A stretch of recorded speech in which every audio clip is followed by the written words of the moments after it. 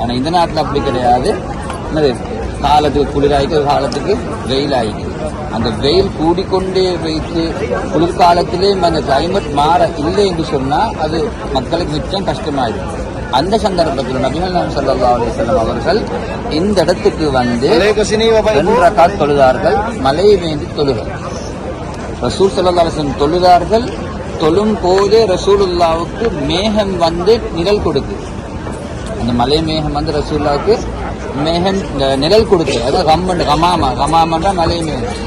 ரசூல் ஸல்லல்லாஹு அலைஹி வஸல்லம் அவர்கள் தொழுது முடிய என்னது, அல்லாஹ்வுடைய அருளா அல்லாஹ் என்னது மலைய பொழியே வைத்தார். இது ஒரு வரலாற்று சம்பவம். 2வது விஷயம் என்னன்னு கேட்டா, ரசூல் ஸல்லல்லாஹு அலைஹி வஸல்லம் இந்த இடத்துல இருக்கும் போதுதான் ரசூலுல்லாஹ்க்கு வஹி அறிவிக்கப்படுது. ஹபஷா நாட்டு மன்னர் யாரு? நஜ்ஜாஷி மௌத்தாகி விட்டார். ஒரு கிறிஸ்டியரா இருந்து இஸ்லாத்துக்கு வந்தால்தான் ஹபஷா நாட்டு மன்னர் நஜ்ஜாஷி. அவர் இஸ்லாத்துக்கு வந்து அவர் இஸ்லாத்திலே வாழ்ந்து இஸ்லாத்திலே மரணிக்கிறாரு. அவருடைய ரசூலை சந்தித்தது கிடையாது. அவர் மரணித்த செய்தி ரசூல்லாவுக்கு இந்த இடத்துல தான் அறிவிக்கப்படுது. ரசூல்லா காயிபான ஜனாசா தொழுகையும் இந்த இடத்துல தான் தொழுதாரு. 2வது விஷயம். அடுத்த விஷயம் என்னன்னு கேட்டா, இந்த இடத்துக்கு பேர் ரசூல்லா முசல்லான்னு வச்சிருந்தாங்க. முசல்லாண்டா தொழும் இடம். பப்ளிக் தொழுகைகள்.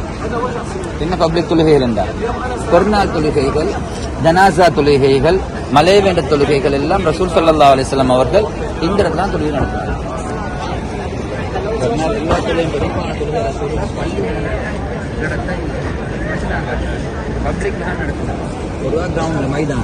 மைதானமா தான் இருந்தது. இந்த இடத்துல எல்லா பப்ளிக் தொழுகையும் ரசூல் ஸல்லல்லாஹு அலைஹி வஸல்லம் அவர்கள் இங்க தான் நடத்தினார். அதே தொழுகையை வந்து அபூபக்கர் ரலியல்லாஹு அன்ஹு இங்க நடத்தினாங்க. உமர் ரலியல்லாஹு கொஞ்சம் தள்ளி அந்த இடத்துல நடத்திக்கிறாங்க. அந்த பப்ளிக் தொழுகைகள், பெருநாள் தொழுகைகள், ஜனாசா தொழுகைகள். ஜனாசா தொழுகைகளை வந்து எங்க ஊர்ல என்ன செய்ய மாட்டாங்க, பள்ளிகளுக்கு தூக்கி கொண்டு போறது கிடையாது. நீங்க நூறலி பக்கம் போயிட்டு பாத்தீங்கன்னா வழங்கும் உங்களுக்கு என்னது, ஜனாசா வெளியே எடுத்துடுவாங்க, அவிடத்தை சொல்லியிருப்பாங்க. நூறலி பக்கம் போயிட்டு பாருங்க. அது 2 காரணம் இருக்கு. ஒன்று சுண்ணாவா இல்லைன்ற விஷயம் வேற. அதனால அந்த மலை மேடு ஏறணும் தானே, அதனால கொஞ்சம் கஷ்டம். நான் 2-3 ஜனாசாக்கு அங்க போன இடத்துல வீட்டுல இருந்து வெளியெடுத்து ரோட்ல வைப்பாங்க, அவிடத்துல தொலை வச்சுட்டு போவோம். அப்ப இங்க என்ன செய்வாங்கன்னு கேட்டா, ரசூலுல்லாஹ் காலத்துல வந்து பொதுவான இடத்துக்கு கொண்டு வருவாங்க.